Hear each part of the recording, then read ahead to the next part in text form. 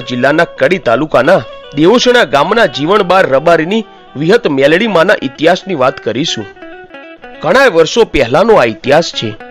એ વખતે કડી તાલુકાના દેવોસણા ગામમાં સાક્ષાત બિરાજમાન એવી વિહત મેલડી પર લોકોને અતૂટ શ્રદ્ધા રહેલી અને એ વખતે જીવણબાર રબારીની ઉવાપણી ચાલતી હતી.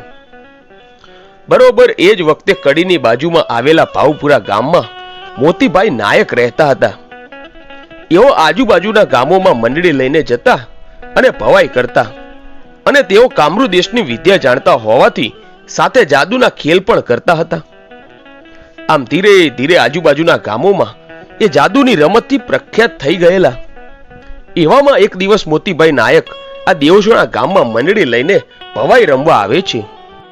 ત્યાં તો મુખીએ અને ગામ લોકોએ કહ્યું, આજે ભવાઈ જોવા કોઈ નહીં આવે, કારણ કે આજે જીવણબારની વિહત મેલડીનું દેરારું છે.